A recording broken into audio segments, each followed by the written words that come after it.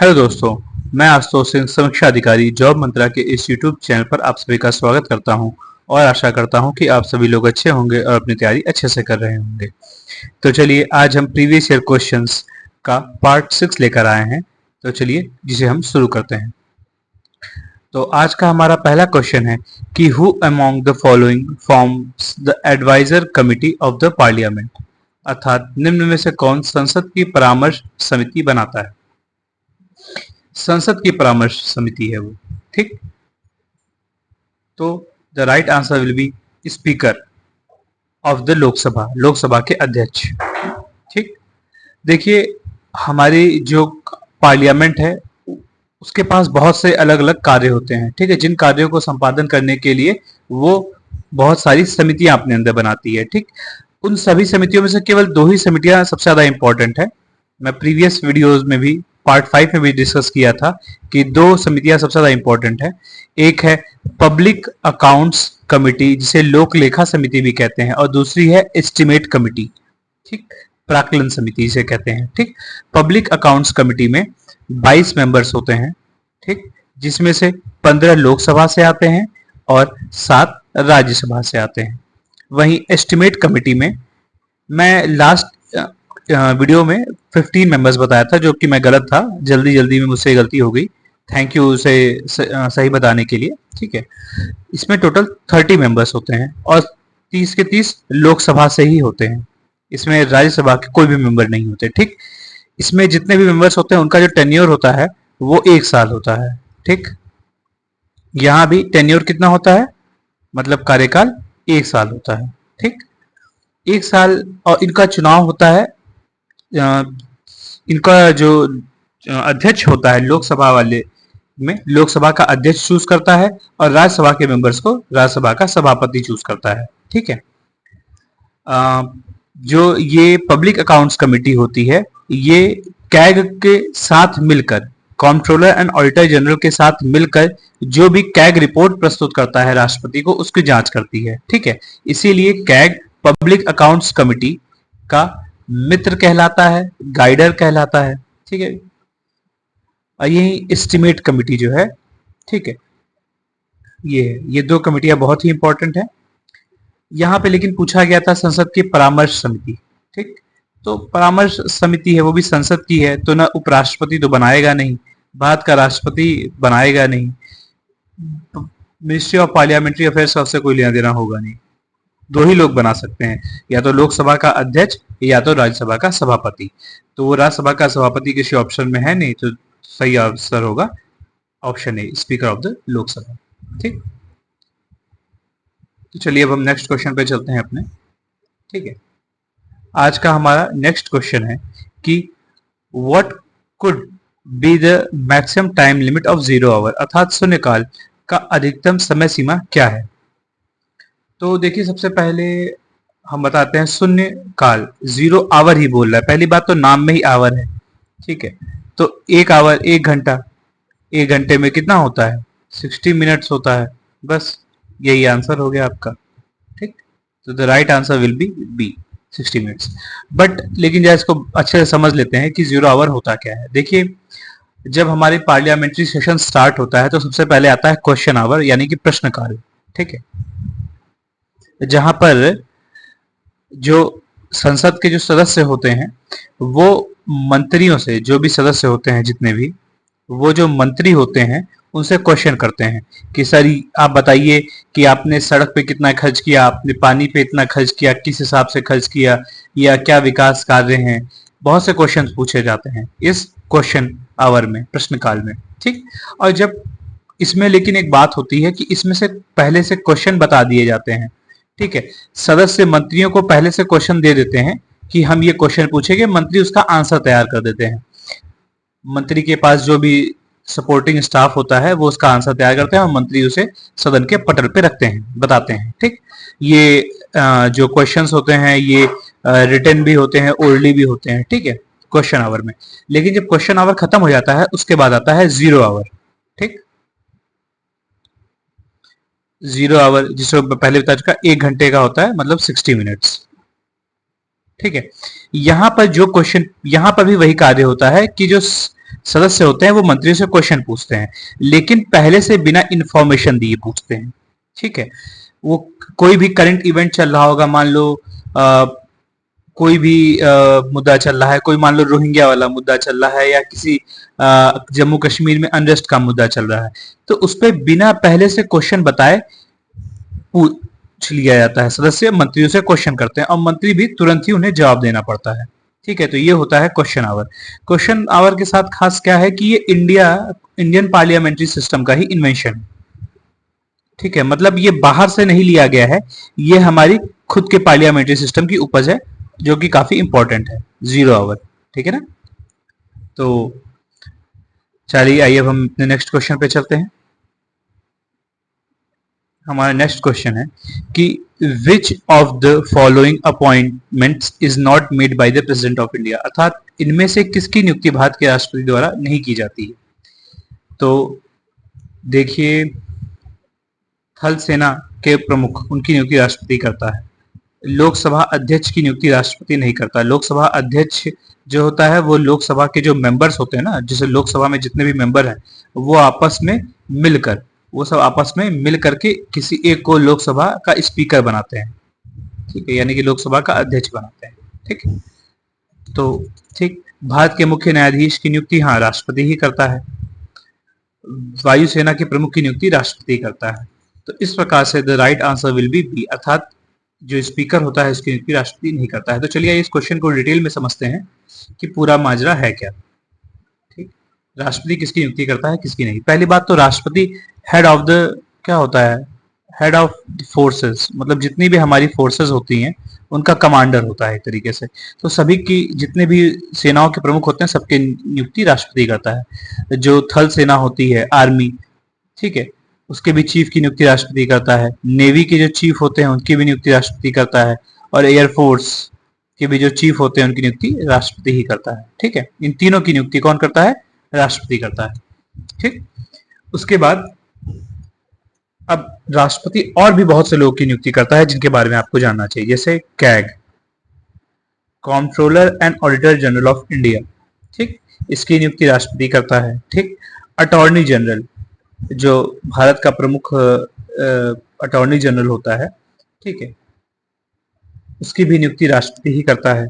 जो finance commission होता है हमारा, ठीक, उसके जो अध्यक्ष होते हैं, वित्त आयोग जिसे कहते हैं, उसके अध्यक्ष और सदस्यों की भी नियुक्ति राष्ट्रपति करता है। हमारे यहाँ जो यूपीएससी है, यूनियन पब्लिक सर्विस कमीशन, अर्थात संघ लोक सेवा आयोग, उसके भी सदस्यों और मेंबर जो अध्यक्ष होता है उसकी नियुक्ति राष्ट्रपति करता है।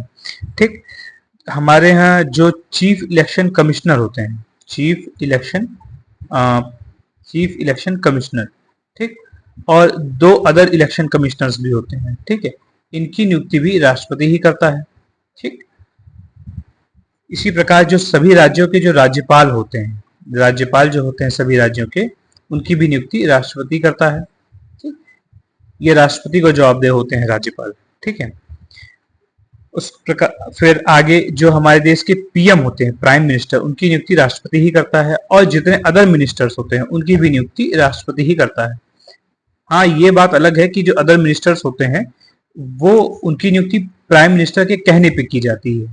ठीक है, लेकिन सबकी नियुक्ति कर कौन रहा है, राष्ट्रपति ही कर रहा है। ठीक, अब और भी कुछ बातें जानते हैं कि जो हाँ इंपॉर्टेंट है कि जो सीएम होता है दिल्ली का, इस समय अरविंद केजरीवाल हैं और जिन्होंने अभी अपने रिजिग्नेशन की घोषणा की है। जो सीएम होता है दिल्ली का, ये खास है, जो दिल्ली का सीएम होता है उसकी भी जो नियुक्ति वो प्रेसिडेंट ही करता है। वो चुन के आते हैं, उनका इलेक्शन होता है सीएम का, लेकिन उनकी नियुक्ति कौन करेगा, राष्ट्रपति करेंगे।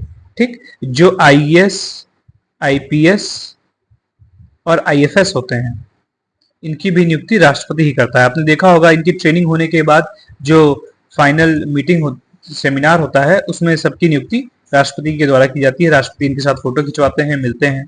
ठीक है, चयन होने के बाद। ठीक है, और जो भारत के अलग अलग देशों में एम्बेसडर होते हैं, ठीक है, जो अलग अलग देशों में इंडिया का प्रतिनिधित्व करते हैं, एम्बेसडर एंड हाई कमिश्नर जो होते हैं, ठीक है, हाई कमिश्नर कहते हैं उन्हें। ठीक है, इनकी भी नियुक्ति राष्ट्रपति ही करता है। तो देखिए राष्ट्रपति कितने ज्यादा लोगों की नियुक्ति करता है।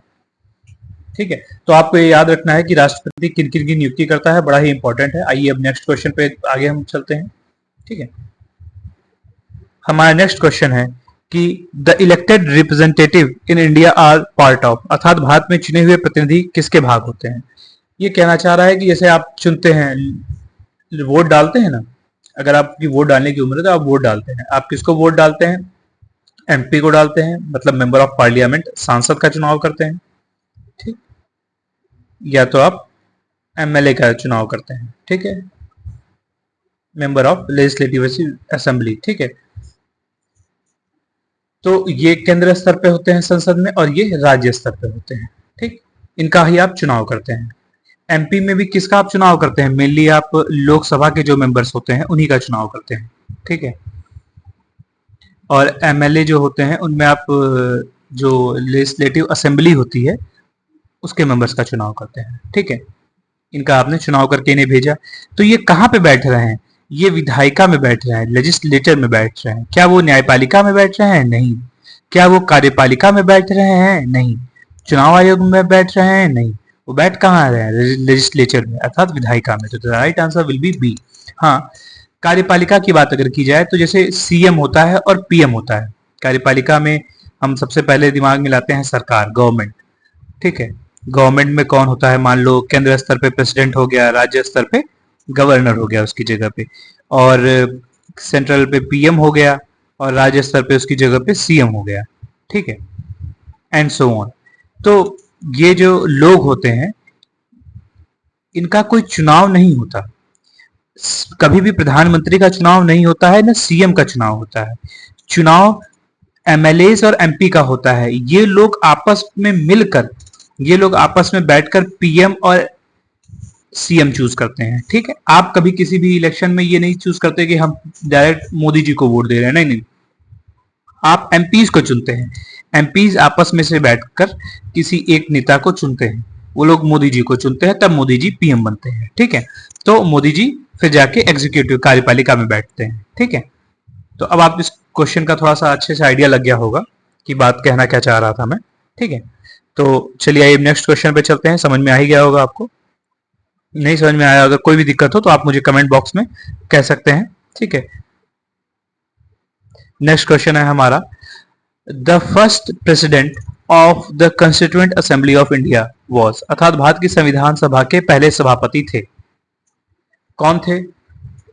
पहले सभापति थे सचिदानंद सिन्हा, जो कि अस्थायी थे, टेम्पररी थे।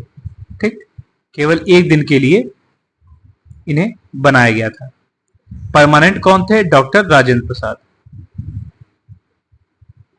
इसको समझने के लिए आपको थोड़ा कहानी समझनी होगी। जो हमारी संविधान सभा थी वो आई पहले कैसे, जो कंस्टिट्यूएंट असेंबली है। पहली बात तो कैबिनेट मिशन की रिकमेंडेशन से, जो कैबिनेट मिशन आया था ना हमारे देश में,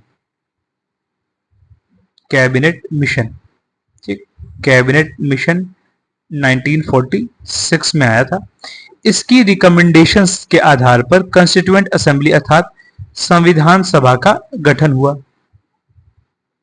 ठीक, संविधान सभा की जो पहली मीटिंग बुलाई गई वो बुलाई गई थी 9 दिसंबर, ये बड़ा ही इंपॉर्टेंट है, 1946 को। ठीक है, तो और बुलाई भी कहाँ गई? दिल्ली में बुलाई गई। ठीक, तो जब मीटिंग बुलाई गई इसमें पहले से तय था कि राजेंद्र प्रसाद, डॉक्टर राजेंद्र प्रसाद को ही अध्यक्ष चुना जाएगा, लेकिन किसी कारणों की वजह से डॉक्टर राजेंद्र प्रसाद नहीं आ पाए, तबीयत उनकी सही नहीं थी। ठीक है, तो फिर ये हुआ कि जो इस सभा का जो सबसे ओल्डेस्ट मेंबर है उसे टेम्पररी तौर पे प्रेसिडेंट बना दिया जाए। तब डॉक्टर सचिदानंद सिन्हा थे, ये सबसे ओल्डेस्ट मेंबर थे। ठीक, तो इन्हें एक टेम्पररी प्रेसिडेंट की तरह चूज किया गया। ठीक, फिर जब 11 दिसंबर को 1946 को दोबारा जब मीटिंग हुई, तब यहां पर डॉक्टर राजेंद्र प्रसाद उपस्थित थे और उन्हें परमानेंट प्रेसिडेंट बनाया गया संविधान सभा का। ठीक है, डॉक्टर राजेंद्र प्रसाद। ठीक, ये अब आप याद रखेंगे। लेकिन जब भी आपको कोई क्वेश्चन पूछे कि पहले कौन थे, तो आपको बताना होगा सचिदानंद सिन्हा, और अगर कोई पूछे अस्थायी कौन थे, टेम्पररी कौन थे, तो भी डॉक्टर राजेंद्र प्रसाद, डॉक्टर सचिदानंद सिन्हा। ठीक है, कोई पूछे कि दूसरे कौन थे या परमानेंट कौन थे, तो वो थे डॉक्टर राजेंद्र प्रसाद। ठीक है, और ये याद रखना होगा कि पहली मीटिंग हुई कब थी, 9 दिसंबर 1946 को। बहुत बार पूछा गया कि कंस्टिट्यूएंट असेंबली की पहली मीटिंग कब हुई थी, ठीक है, 9 दिसंबर 1946 को। ठीक है, तो चलिए आइए अब नेक्स्ट क्वेश्चन पे चलते हैं। आज का हमारा नेक्स्ट क्वेश्चन है कि which of the following statement is not correct, अर्थात निम्नलिखित कथनों में से कौन सा सही नहीं है। President is the head of the military forces of India, बिल्कुल सही, हमने पहले ही बता चुका है कि मिलिट्री जो फोर्सेज होती हैं उनका हेड होता है, ठीक है, चाहे वो आर्मी हो, चाहे वो एयरफोर्स हो, ठीक है, चाहे वो नेवी हो, ठीक, इन तीनों का हेड होता है प्रेसिडेंट, और इनके हेड होने के नाते इनके इनके जो प्रमुख होते हैं उनकी भी नियुक्ति करता है प्रेसिडेंट, ठीक है। फिर parliament can declare any area as scheduled area, अर्थात संसद किसी भी क्षेत्र को अनुसूचित क्षेत्र घोषित कर सकता है, बिल्कुल नहीं, ये पावर प्रेसिडेंट की होती है, ठीक, प्रेसिडेंट ही किसी एरिया को शेड्यूल्ड एरिया या ट्राइबल एरिया घोषित कर सकता है, ठीक है, प्रेसिडेंट किसी एरिया को शेड्यूल्ड एरिया या ट्राइबल एरिया घोषित कर सकता है, ठीक, ये पावर संसद के पास नहीं होती है, ठीक। तीसरा ऑप्शन है president of India choose the chairman of the finance commission, बिल्कुल सही, अभी मैंने बताया था कि फाइनेंस कमीशन जो कि आर्टिकल 280 में आता है उसके जो प्रमुख होता है उसकी नियुक्ति प्रेसिडेंट करता है, ठीक है। चौथा ऑप्शन है president can appoint a commission to investigate into the condition of ST and ST, अर्थात अनुसूचित जाति एवं जनजातियों की स्थिति की जांच करने के लिए राष्ट्रपति एक आयोग की नियुक्ति कर सकते हैं, बिल्कुल सही, ठीक। तो हमारा राइट आंसर होगा ऑप्शन बी, ठीक।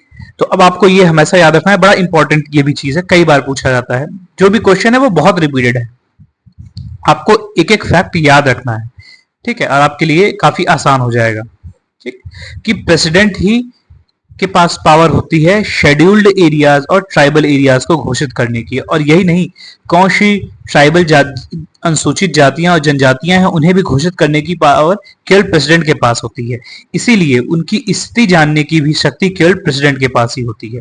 तो ऑप्शन जो 4 था वो भी से संबंधित था। तो चलिए आइए अब नेक्स्ट क्वेश्चन पे चलते हैं।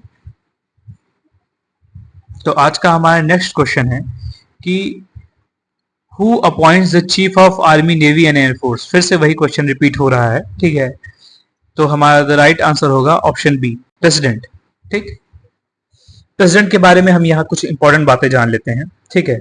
आर्टिकल 52 टू 61 में प्रेसिडेंट के बारे में बात की गई है, ठीक है। उसमें सबसे पहला जो आर्टिकल है उसमें कहा गया है कि there shall be a president of India, मतलब भारत देश का एक राष्ट्रपति होगा, ठीक। और आगे भी बहुत सारे आर्टिकल में अलग अलग बातें की गई हैं, ये याद रखना पड़ता है, कुछ इंपॉर्टेंट आर्टिकल्स हैं, जैसे आर्टिकल 54, ये राष्ट्रपति की निर्वाचन की बात करता है कि राष्ट्रपति का निर्वाचन कैसे होगा, ये पूछा गया है, ठीक। फिर आर्टिकल 60 है, ठीक है, ये बात करता है राष्ट्रपति का शपथ, ठीक है, शपथ, राष्ट्रपति की शपथ कौन दिलाता है, राष्ट्रपति की शपथ चीफ जस्टिस ऑफ इंडिया दिलाते हैं, chief justice of India CJI जिसे कहते हैं, ठीक है, वो दिलाते हैं। आर्टिकल जो 61 है वो क्या है, वो महाभियोग से संबंधित है कि राष्ट्रपति का महाभियोग कैसे चलेगा, कहाँ पे आएगा, इसके बारे में हम डिटेल में कभी डिस्कस करेंगे, ठीक है, अलग अलग हम आर्टिकल डिस्कस करते हैं। आर्टिकल 72, ठीक है, ये राष्ट्रपति के पास एक पावर होती है क्षमादान की, आप जानते होंगे जब किसी को मृत्यु दंड की सजा मिल जाती है या और भी बहुत सारी सजाएं मिलती हैं तो उसको क्षमा करने की शक्ति राष्ट्रपति के पास होती है, जो कि आर्टिकल 72 में निहित है, ठीक है। फिर अगला आर्टिकल होता है आर्टिकल 123 जिसे कहते हैं अध्यादेश की शक्ति, अध्यादेश जारी करने की जो शक्ति होती है, बड़ा इंपॉर्टेंट है ये आर्टिकल है, ठीक है, ये राष्ट्रपति के पास होती है आर्टिकल 123 के तहत, ठीक। तो चलिए हमने कुछ इंपॉर्टेंट आर्टिकल भी डिस्कस किए यहाँ पे राष्ट्रपति से संबंधित। अब हम नेक्स्ट क्वेश्चन पे चलते हैं।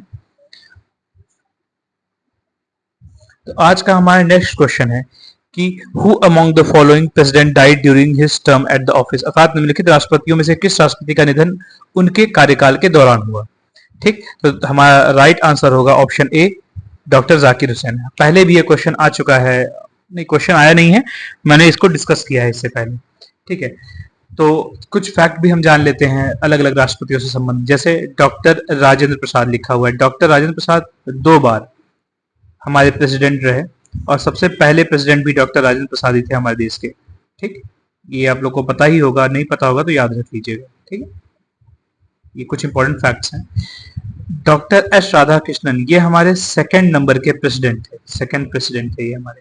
ठीक, और फर्स्ट क्या थे, वाइस प्रेसिडेंट थे। कौन, डॉक्टर एस राधा कृष्णन। ठीक, ये पूछा जाए कि पहले मुस्लिम प्रेसिडेंट कौन थे, फर्स्ट मुस्लिम प्रेसिडेंट कौन थे हमारे, ये पूछा गया है एक्चुअली। एक बार मैंने एक एग्जाम दिया था, वहां पे पूछ दिया था, तो वो थे doctor Zakir Hussain.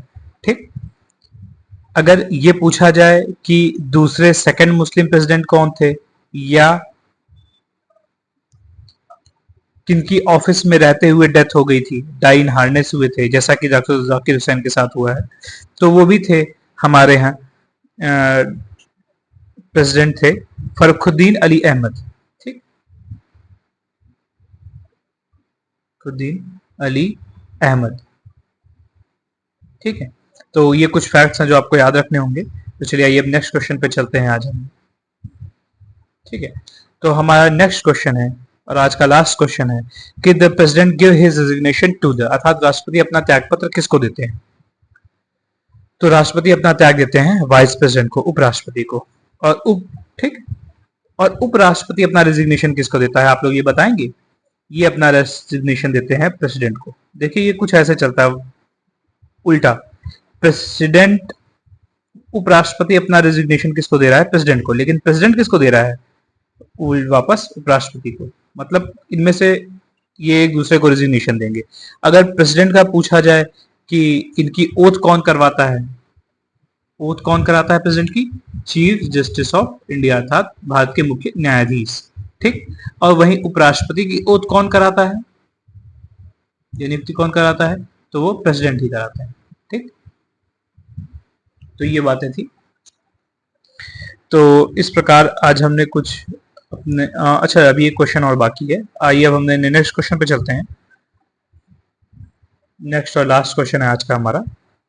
Last question ये है कि the liberty, equality and fraternity enshrined in the preamble of the constitution of India is inspired by which revolution, अर्थात भारतीय संविधान में आमुख प्रतिष्ठापित स्वतंत्रता, समानता एवं बंधुत्व किस क्रांति द्वारा अनुप्रेरित है। बहुत ही शुद्ध हिंदी लिख दिया है ये तो।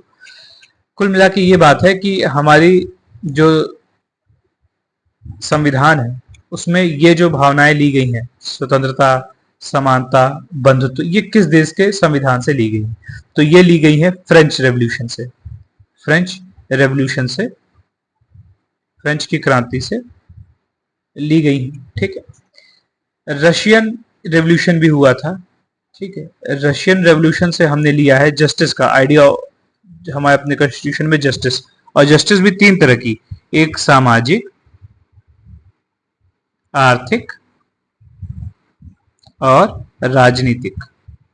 ये तीनों आइडिया हमने कहां से लिया है, रशियन रेवोल्यूशन से। और साथ में एक और चीज ली है, क्या, फंडामेंटल ड्यूटीज, अर्थात मौलिक कर्तव्य। ठीक, और फ्रेंच रेवोल्यूशन से हमने the idea of liberty, equality and fraternity तो लिया है। ठीक है, जैसा कि क्वेश्चन ने पूछा है। ठीक है, idea of liberty, equality and fraternity. ठीक है, ये 3 आइडिया तो लिया है, साथ में एक और चीज ली है फ्रेंच रेवोल्यूशन से, आप लोग बताएंगे। द आइडिया ऑफ रिपब्लिक, मतलब गणतंत्रता, गणतंत्र होने की जो भावना है वो भी फ्रेंच रेवोल्यूशन से ही ली गई है। आयरलैंड के संविधान से हमने क्या लिया है, डीपीएसपी लिया है, अर्थात directive principle of state policy, मतलब राज्य के नीति निर्देशक सिद्धांत। ठीक, अमेरिकन जो कॉन्स्टिट्यूशन है उससे हमने क्या लिया है, उससे हमने बहुत चीजें ली हैं। ठीक, हमारे संविधान में 2 ही सबसे ज्यादा इंपॉर्टेंट जो हमारा सोर्स रहा है वो रहा है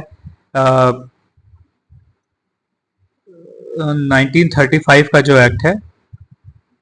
ठीक, वो जिसे हम मिनी कॉन्स्टिट्यूशन भी कहते हैं। ठीक, उसके बाद सबसे ज्यादा इंपॉर्टेंट है ब्रिटेन का कॉन्स्टिट्यूशन। ठीक है, ब्रिटेन के कॉन्स्टिट्यूशन से उस अमेरिकन कॉन्स्टिट्यूशन। ये बहुत ही इंपॉर्टेंट है, इनसे हमने बहुत ज्यादा चीजें ली हैं अमेरिकन कॉन्स्टिट्यूशन से। ठीक है, अमेरिकन कॉन्स्टिट्यूशन से हमने क्या क्या लिया है? फंडामेंटल राइट्स लिया है, अर्थात मौलिक अधिकार लिए हैं। प्रियम्बल लिया हुआ है, प्रस्तावना ली है। ठीक है, और हमने उच्चतम न्यायालय, सुप्रीम कोर्ट और हाई कोर्ट में का आइडिया लिया हुआ है कि हमारी न्यायपालिका कैसे रन करेगी। ठीक है, जुडिशियल रिव्यू दिया हुआ है, जुडिशियल रिव्यू, ठीक, न्यायिक समीक्षा जिसे कहते हैं। ठीक, और हमने यहाँ पे ये भी लिया है कि महाभियोग प्रेसिडेंट पर या वाइस प्रेसिडेंट पे अगर महाभियोग लगाना हो तो वो भी हमने अमेरिका के संविधान से लिया है। ठीक है, तो इस प्रकार अब जैसे अगर ब्रिटेन की बात की तो ब्रिटेन से भी हमने बहुत कुछ लिया है। जैसे जितने भी चीजें संविधान, संसद और कानून से संबंधी है, ब्रिटेन से हमने लिया है। सिंगल सिटीजनशिप, ये बड़ा इंपॉर्टेंट है कि एकल नागरिकता हमने कहाँ से ली है। सिंगल सिटीजनशिप का आइडिया हमने ब्रिटेन से लिया है। ठीक है, जो हमारे यहाँ बाई कैमरल होता है कि हमारे दो सदन हैं, बाई कैमरल का आइडिया जो है हमने ब्रिटेन से लिया है। ठीक है, और जितने भी संसद में विशेषाधिकार हैं, संसद से संबंधित मोस्ट ऑफ द चीजें कहाँ से ली गई हैं? ब्रिटेन से ली गई हैं। और जो हमारे यहाँ कानून बनाने की प्रक्रिया है वो भी कहाँ से है? ब्रिटेन से है। ठीक है, तो ये था। तो इस प्रकार से आज हमने 10 क्वेश्चंस को डिटेल में डिस्कस किया है। ठीक है, इसी के साथ आपसे ये निवेदन रहेगा कि आप लोग अपना फीडबैक कमेंट बॉक्स में देते रहें, जिससे हमें भी समझ में आए कि कहाँ पे इम्प्रूवमेंट करने की जरूरत है और क्या सही क्या गलत है। ठीक है, आप बताते रहें। ठीक, थैंक यू। इसी के साथ आई एम साइनिंग ऑफ।